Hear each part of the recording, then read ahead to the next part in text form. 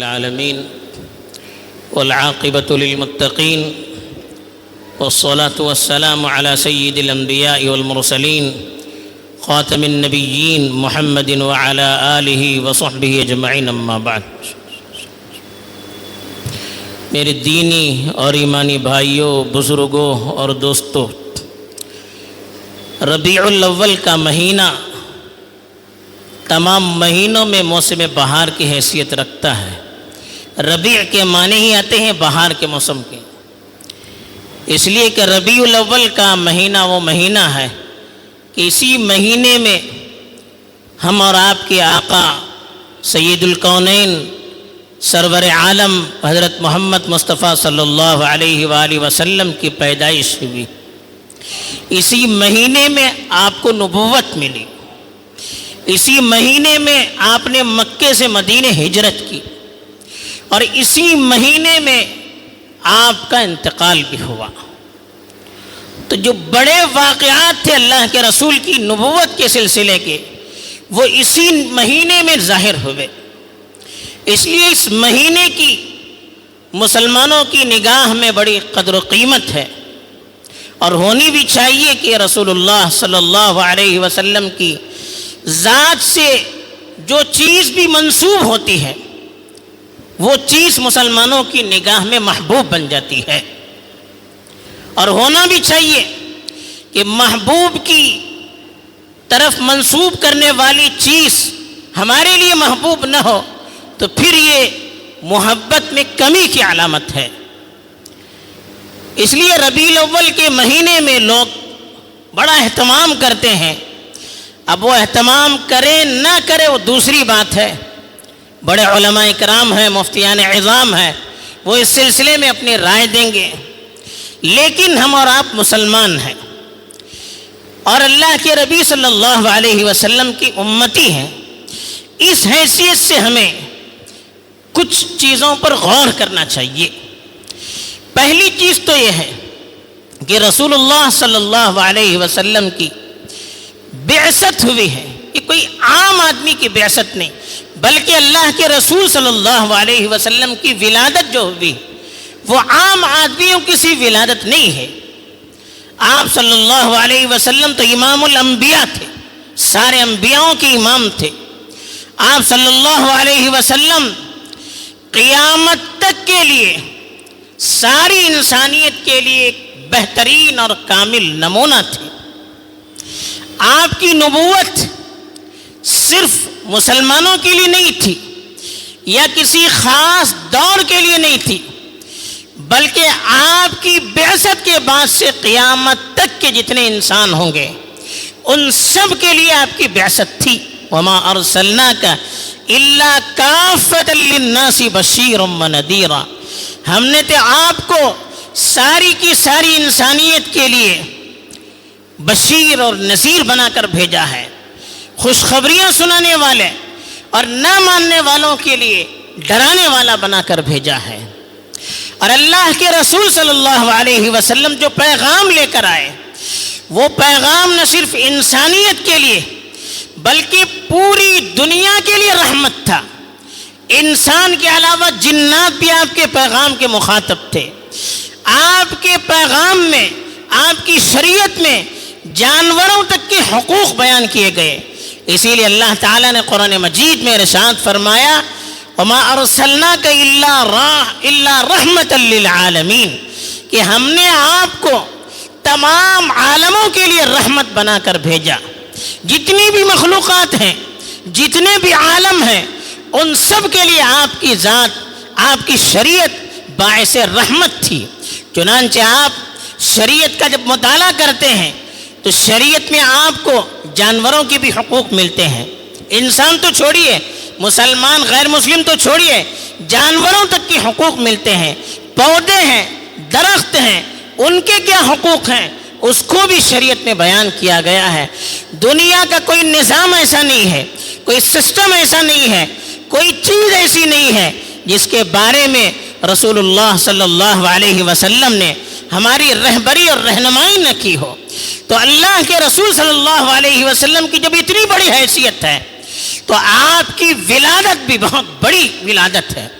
اس لیے اللہ کی طرف سے بھی آپ کی ولادت کا خصوصی اہتمام کیا گیا ہے۔ خود اللہ کے رسول صلی اللہ علیہ وسلم نے ارشاد فرمایا انا دعوت ابی ابراہیم، کہ میں میرے باپ ابراہیم کی دعا کا نتیجہ ہوں۔ ابراہیم علیہ السلام نے دعا کی تھی کہ ربنا وابعث فیہم رسولا منہم یتلو علیہم آیاتک ویعلمہم الکتاب والحکمت ویزکیہم، کہ میرے پروردگار انہی میں سے ایک رسول بھیج جو تیری آیتوں کی تلاوت کرے، حکمت کی انہیں تعلیم دے اور ان کے دلوں کا تزکیہ کرے، صفائی کرے۔ یہ ابراہیم علیہ السلام نے دعا کی تھی۔ تو اللہ کے رسول صلی اللہ علیہ وسلم کہا کرتے تھے کہ میں اپنے باپ ابراہیم کی دعا کا نتیجہ ہوں، اور کہا وبشارت عیسیٰ، وبشارت عیسیٰ، میں عیسیٰ کی بشارت ہوں۔ یعنی حضرت عیسیٰ علیہ السلام نے اپنی زندگی میں اپنی قوم کے سامنے یہ خوشخبری سنائی تھی کہ میرے بعد ایک نبی آنے والا ہوگا جو سرتاپا قابل تعریف ہوگا، ومبشرا برسول یأتی من بعد اسمہ احمد۔ قرآن میں اس کا تذکرہ ہے کہ عیسیٰ بشارت دیتے ہوئے آئے تھے کہ میرے بعد ایک نبی آنے والا ہوگا جس کا نام احمد ہوگا۔ چنانچہ آپ دیکھیے سابقہ جتنی بھی کتابیں ہیں جو آسمانی کتابیں مانی جاتی ہیں، ان میں رسول اللہ صلی اللہ علیہ وسلم کا تذکرہ صاف اور صریح الفاظ میں موجود ہے، چاہے وہ یہودیوں کی کتابیں ہوں، عیسائیوں کی کتاب انجیل ہو، زبور ہو، یا ہمارے ہندوستان میں جو مذہبی کتابیں پائی جاتی ہیں، وید ہے، اپنشد ہے، بلکہ بھگوت گیتا ہے، اس میں بھی کہیں صریح الفاظ میں، کہیں مبہم الفاظ میں رسول اللہ صلی اللہ علیہ وسلم کا تذکرہ آج بھی پایا جاتا ہے۔ حالانکہ ہزاروں چیزیں اس میں سے بدل دی گئی ہے، ہزاروں سچائیوں کو چھپانے کی کوشش کی گئی ہے، اور بہت ساری چیزوں کے مطلب کو غلط بیان کرنے کی کوشش کی گئی ہے، لیکن آج بھی اگر آپ ان کتابوں کا مطالعہ کریں گے، آج بھی اس کے اندر اللہ کے رسول صلی اللہ علیہ وسلم کا تذکرہ نظر آئے گا۔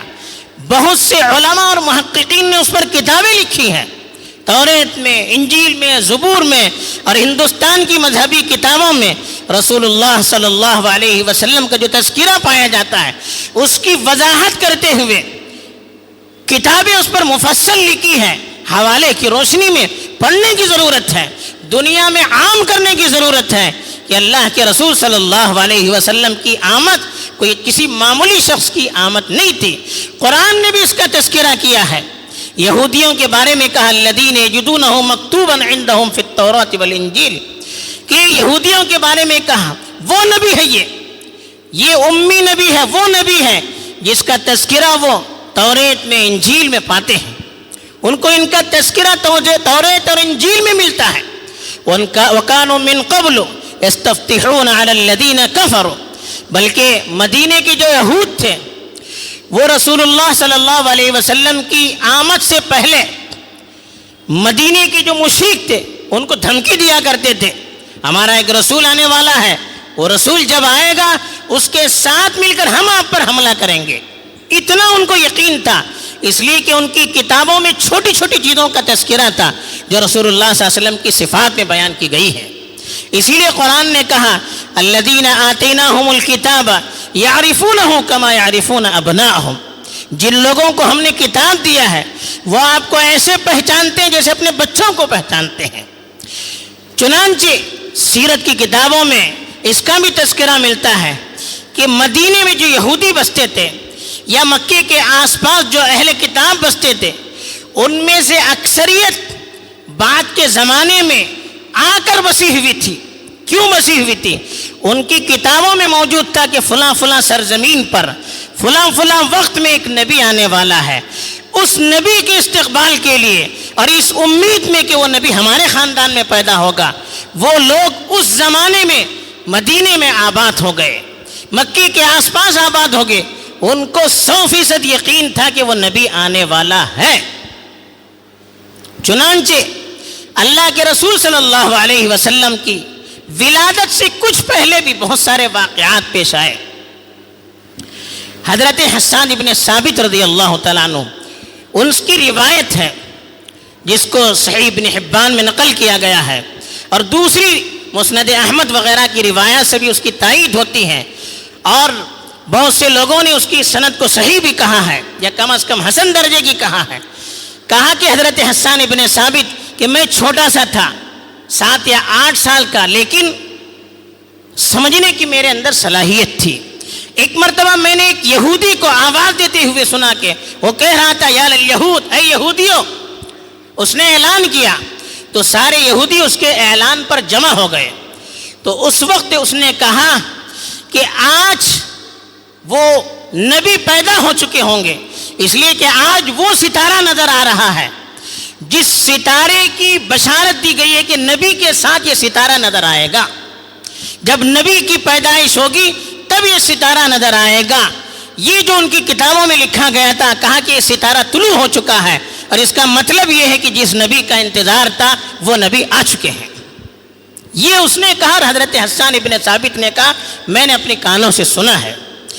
اسی طرح سے حضرت زید بن عمرو بن نفیل ایک صحابی ہیں، وہ خود کہتے ہیں کہ میں ایک مرتبہ شام کے سفر میں تھا، تو وہاں کا ایک یہودی پیشوا، ان کا ایک عالم دین، اس نے مجھے دیکھ کر مجھ سے پوچھا کہ تمہارے یہاں ایک نبی نکلنے والا تھا، ایک نبی آنے والا تھا، وہ آ چکا ہے؟ انہوں نے کہا نہیں، مجھے معلوم نہیں، پتہ نہیں تھا ان کو. اس نے کہا کہ فلاں ستارہ جو اس کی نبوت پر ظاہر ہونے والا تھا، وہ نبوت کا ستارہ ظاہر ہو چکا ہے. اس کا مطلب یہ کہ وہ نبی یا تو آ چکا ہے یا بالکل آنے والا ہے. آپ جا کر اس کی تحقیق کیجئے اور اس کی تصدیق کیجئے. اس نے کہا. اس واقعے کو بھی ابو نعیم نے صحیح سند سے نقل کیا ہے. بہرحال اس طرح کے بہت سے واقعات تھے جس سے معلوم ہوتا تھا کہ یہودیوں کے یہاں انتظار تھا کہ ایک نبی آنے والے ہیں، جو نبی آخری نبی ہوں گے، اور جس نبی کے ذریعے سے پوری دنیا میں امن و سلامتی کو عام کیا جائے گا، پوری دنیا پہ اس کا پیغام چلے گا، اس کی رحمت عام ہوگی. اسی لیے اللہ کے رسول صلی اللہ علیہ وسلم کی ولادت پر اتنا بڑا اہتمام تھا کہ حضرت آمینہ جو رسول اللہ صلی اللہ علیہ وسلم کی والدہ ہیں، وہ فرماتی ہیں کہ جب رسول اللہ صلی اللہ علیہ وسلم کی ولادت ہوئی، آپ پیدا ہوئے، تو ایک نور میں میرے بدن سے ظاہر ہوا، ایک نور نکلا، اور اس نور روشنی کی وہ ایک روشنی نکلی، ایک نور نکلا. اس روشنی میں میں نے دیکھا کہ شام کے محلات مجھے نظر آ رہے ہیں، یعنی ملک شام میں جو بڑے بڑے محلات تھے، بڑی بڑی بلڈنگیں تھیں، وہ مجھے اس روشنی میں نظر آئی تھی. یہ روایت بھی سندن صحیح ہے. اسی طرح سے اللہ کے رسول صلی اللہ علیہ وسلم کی نبوت کے کچھ دن پہلے مکے میں ایک حیرت انگیز واقعہ پیش آیا. ابرہہ جو یمن کا بادشاہ تھا، ایک بڑا لشکر لے کر ایک واقعہ ہوا تھا، اس واقعے کے ریئیکشن میں ایک بڑا لشکر لے کر وہ کعبۃ اللہ کو منہدم کرنے کے لیے آیا. اس نیت سے آیا کہ اب کعبۃ اللہ کو توڑنا ہے، اس کو منہدم کرنا ہے، زمین دوز کرنا ہے. اور مکے سے قریب آیا، اور قریش والے جو مکے کے آس پاس کے مکے کے محافظ تھے، ان کے اندر اس کے مقابلے کی طاقت نہیں تھی، وہ سب چلے گئے اور اللہ پر انہوں نے چھوڑ دیا. لیکن اللہ کی طرف سے کعبۃ اللہ کی حفاظت کا انتظام تھا. اللہ نے آسمان سے پرندوں کو بھیجا، اور ان پرندوں کے ذریعے سے اس پورے ہاتھی والے لشکر کو تباہ کر دیا، جس کو قرآن میں بھی اشارہ کیا گیا ہے. بسم اللہ الرحمن الرحیم. الم تر کیف فعل ربک باصحاب الفیل. آپ نے نہیں دیکھا کہ آپ کے پروردگار نے ہاتھی والوں کے ساتھ کیا کیا. الم یجعل کیدہم فی تضلیل. کیا ان کی سازشوں کو رائیگاں نہیں کیا. ترمیہم بحجارت وارسل علیہم طیرا ابابیل. اور چھوٹے چھوٹے پرندوں کو ان پر بھیجا، جھنڈ کے پرندوں کے جھنڈ بھیجے. ترمیہم بحجارت من سجیل. جو چھوٹے چھوٹے پتھر ان پر پھینک رہے تھے. فجعلهم كعصف مأكول، ان کو بالکل کھائے ہوئے بھوسے کی طرح کر دیا، پورے لشکر کو تباہ کر دیا۔ یہ واقعہ بھی بڑا حیرت انگیز تھا جو اللہ کے رسول صلی اللہ علیہ وسلم کی نبوت کی کچھ دنوں پہلے پیش آیا تھا۔ اس کو شریعت کی اصطلاح میں ارہاس کہتے ہیں، یہ بتانے کے لیے کہ کوئی بہت بڑا واقعہ پیش ہونے والا ہے اور کعبۃ اللہ کی عظمت بڑھنے والی ہے۔ اور پھر ایک معجزہ تھا کہ جو مکے والے ابرہہ کے لشکر کا مقابلہ نہیں کر سکے، جب اللہ کے رسول نبی بن کر آئے تو انہی مسلمانوں کو لے کر پوری دنیا پر فتح کا جھنڈا گاڑ دیا، عالم پر جھنڈا گاڑ دیا۔ یہ اللہ کی طرف سے آپ کی نبوت سے پہلے ایسے، آپ کی ولادت سے پہلے ایسے بہت سارے واقعات رونما کیے گئے تاکہ لوگوں کو معلوم ہو جائے کہ جو ہستی دنیا میں آ رہی ہے، جو ذات دنیا میں آ رہی ہے، وہ بہت بڑی ذات ہے، اس کی قدر ہونی چاہیے، اس کا احترام ہونا چاہیے۔ اب ہم کو کیا کرنا ہے؟ اتنے بڑے نبی کے ہم امتی ہیں، اتنی بڑی شریعت کے ہم پیروکار ہیں۔ نبی کی پیدائش کا تذکرہ ہم سنتے رہتے ہیں، ربیع الاول کے مہینے میں ان کا تذکرہ ہوتا ہے، حالانکہ ربیع الاول کا مہینہ اس کے لیے خاص نہیں ہے۔ ہمیں تو زندگی پر رسول اللہ صلی اللہ علیہ وسلم کی سیرت کو پڑھنا چاہیے، لیکن خاص طور پر ایسے موقعوں پر ہمیں تجدید کرنی چاہیے، بار بار سیرت کی کتابوں کو پڑھنا چاہیے، اس کے واقعات کو سننا چاہیے، اپنی زندگی کا جائزہ لینا چاہیے کہ ہماری زندگی کے اندر اللہ کے رسول صلی اللہ علیہ وسلم کی سنتوں کا کیا حال ہے، اللہ کے رسول کی شریعت کے ساتھ ہمارا تعلق کیا ہے، غور کرنا چاہیے۔ ہم نبی ہونے کے ناطے ہم پر حق ہے کہ ہم اپنی ذات کا کم از کم جائزہ لیں، اپنی ذات کو اللہ کے رسول کی سیرت کے مطابق ڈھالنے کی کوشش کریں، اللہ کے رسول صلی اللہ علیہ وسلم کی ان سنتوں کو جو سنتیں متروک ہو چکی ہیں، چھوڑی جا چکی ہیں، اس موقع پر ہم ان سنتوں کو زندہ کریں، ان پر عمل کریں، دوسروں تک ان کو پہنچانے کی کوشش کریں۔ اور خاص طور پر رسول اللہ صلی اللہ علیہ وسلم پوری دنیا کے لیے نبی بن کر آئے تھے، صرف مسلمانوں کے لیے نہیں، رحمت للمسلمین نہیں کہا، رحمت للعالمین کہا، تو سارے عالم تک نبی کا پیغام پہنچانا یہ بھی ہماری ذمہ داری ہے۔ تو ہم کوشش کریں کہ ہمارے بس میں جتنے لوگ ہیں، ہم جتنے لوگوں تک رسول اللہ صلی اللہ علیہ وسلم کی سیرت اور ان کا پیغام پہنچا سکتے ہیں، ہم اپنی طرف سے جتنوں کو پہنچا سکتے ہیں ان تک پہنچانے کی کوشش کریں۔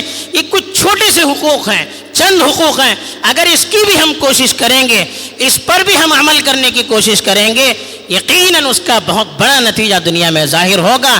اور جو حالات آج نظر آ رہے ہیں وہ حالات یکسر انشاءاللہ اللہ کے حکم سے بدل جائیں گے۔ تو یہی پیغام ہے آج کے دن کا، ربیع الاول کے مہینے کی شروعات ہے، آج کے دن کا یہی پیغام ہے۔ اس پیغام کو لے کر ہمیں جانا ہے اور اپنی زندگی کا جائزہ لینا ہے اور اپنی ذمہ داریوں کو پورا کرنا ہے۔